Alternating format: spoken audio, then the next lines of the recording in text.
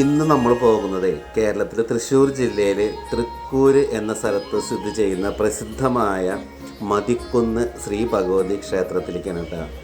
ജാതി മതഭേദമന്യേ എല്ലാവരെയും പ്രവേശിപ്പിക്കുന്ന ഒരു ആരാധനാലയമാണ് കേട്ടോ ആ അമ്പലം. പ്രധാന പ്രതിഷ്ഠ ശ്രീ ഭദ്രകാളിയാണ് കേട്ടോ. ഇതുകൂടാതെ ഗണപതി, ശാസ്താവ്, സുബ്രഹ്മണ്യൻ, നവഗ്രഹങ്ങൾ, നാഗങ്ങൾ തുടങ്ങി നിരവധി ഉപദേവതകളും അവിടെയുണ്ട്. ഇവിടുത്തെ പ്രത്യേകത എന്ന് പറഞ്ഞാൽ മതപരമായിട്ടുള്ള അതിർവരമ്പുകളൊന്നുമില്ല. ഏത് മതസ്ഥർക്കും അവിടെ പ്രവേശനം ഉണ്ട് കേട്ടോ. അവിടുത്തെ പ്രത്യേകത എന്ന് പറയുന്നത് ക്ഷേത്രത്തിലെ ശ്രീകോവിൽ പണിയാനായിട്ട് മുൻകൈ എടുത്തത് ഒരു ക്രിസ്ത്യാനിയാണെന്നും ക്ഷേത്രമതിലിനുള്ളിലെ സുബ്രഹ്മണ്യ ക്ഷേത്രത്തിൻ്റെ നിർമ്മാണത്തിന് മുൻകൈ എടുത്തത് ഒരു ഇസ്ലാമിക വിശ്വാസിയാണെന്നും പറയപ്പെടുന്നു. അവിടുത്തെ ഏറ്റവും വലിയ വഴിപാട് എന്ന് പറയുന്നത് എല്ലാ ബുധനാഴ്ചയും നടക്കുന്ന കാര്യസിദ്ധി പൂജ. കാര്യസിദ്ധി പൂജ എന്ന് പറഞ്ഞാൽ ഒരുപാട് പ്രത്യേകതകളുള്ള പൂജയാണ്. അതായത് ലളിതാ സഹസ്രനാമൊക്കെ ചൊല്ലിയിട്ട് ഒരുപാട് പേര് ഒരുമിച്ചിരുന്ന് ചൊല്ലുന്ന ഒരു പൂജയാണ്. ഈ പൂജയുടെ ഫലസിദ്ധി വളരെ പ്രസിദ്ധമായതുകൊണ്ട് തന്നെ നാനാദേശങ്ങളിൽ നിന്ന് ആൾക്കാർ ഈ പൂജയിൽ പങ്കുകൊള്ളാനായിട്ട് എത്താറുണ്ട് കേട്ടോ. എല്ലാ ബുധനാഴ്ചകളിലും രാവിലെ 10:30 മുതൽ 12 മണി വരെയാണ് ഈ കാര്യസിദ്ധി പൂജ നടക്കുന്നത്. സന്താന ഭാഗ്യം, ഉദ്യോഗലബ്ധി, മനസുഖം, മനഃശാന്തി, അങ്ങനെ നമ്മൾ ആഗ്രഹിക്കുന്ന പല കാര്യങ്ങളിലും ഫലപ്രാപ്തി ഉണ്ടാകും എന്ന് പറയപ്പെടുന്നു. വ്യക്തികളുടെ പേരിൽ മാത്രമല്ല, കുടുംബത്തിൻ്റെയും വാഹനത്തിൻ്റെയും കച്ചവട സ്ഥാപനങ്ങളുടെയും ഒക്കെ പേരിൽ നമുക്ക് കാര്യസിദ്ധി പൂജ നടത്താം. ഏറ്റവും കുറഞ്ഞത് 21 ആഴ്ചയെങ്കിലും നമ്മൾ ഈ പൂജ നടത്തേണ്ടതാണ്. പ്രധാനുഷ്ഠാനത്തോടു കൂടി വേണം പൂജ നടത്താനായിട്ട്. പൂജയുടെ പ്രസാദമായിട്ട് കിട്ടുന്നത് നാണയവും മഞ്ഞപ്പൊടിയൊക്കെയാണ് കേട്ടോ.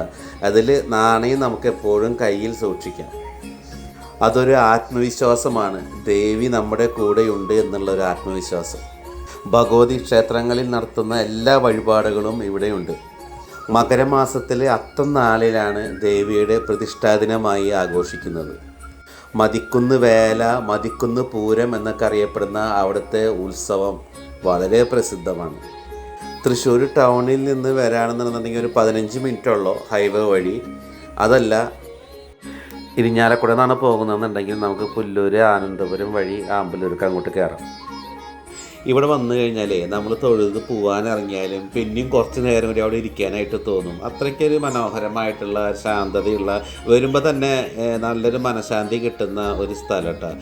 എല്ലാ ദിവസവും ഇവിടെ ഉച്ചയ്ക്ക് അന്നദാനം നടക്കുന്നുണ്ട്. ഇത് ശരിക്കും എന്ന് പറഞ്ഞു കഴിഞ്ഞാൽ പട്ടണങ്ങളിൽ നിന്നൊക്കെ അകന്ന് ഒരു വില്ലേജ് ഏരിയ, ശബ്ദ കോലാഹലങ്ങളൊന്നുമില്ലാതെ ഒരു തനി നാട്ടിൻപുറം. നമ്മൾ വിചാരിക്കും ഇങ്ങനെയൊക്കെ ഇപ്പോൾ ഗ്രാമങ്ങളുണ്ടോ എന്ന് വിചാരിക്കും. അങ്ങനെയുള്ള ഒരു സ്ഥലം കേട്ടോ. അപ്പോൾ നമുക്ക് അവിടെ കയറി ചെല്ലുമ്പോൾ തന്നെ മനസ്സിനൊരു സന്തോഷമാണ് ഇതൊക്കെ കാണുമ്പോൾ തന്നെ. അപ്പോൾ പിന്നെ അവിടെ അമ്പലത്തിൽ തൊഴുത് ഇറങ്ങിയാലത്തെ കാര്യം പറയാനുണ്ടോ. അവിടെ ചെല്ലുമ്പോൾ തന്നെ നമ്മൾ കാണുന്നൊരു ബോർഡുണ്ട്, ക്ഷേത്രാചാരങ്ങൾ പാലിക്കുന്ന എല്ലാ ജാതി മതസ്ഥർക്കും എല്ലാ ഭക്തജനങ്ങൾക്കും ക്ഷേത്ര ദർശനം നടത്താവുന്നതാണെന്നുള്ളത്. അതുതന്നെയാണ് ഈ അമ്പലത്തിൻ്റെ ഏറ്റവും വലിയ പ്രത്യേകത.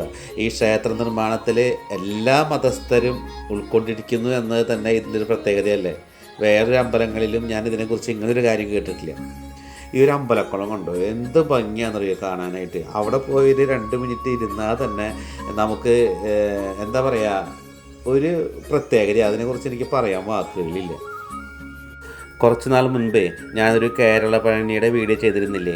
ആ അമ്പലത്തിൻ്റെ തൊട്ടടുത്ത് തന്നെയാണ് ഈ ഭഗവതി ക്ഷേത്രം കേട്ടോ.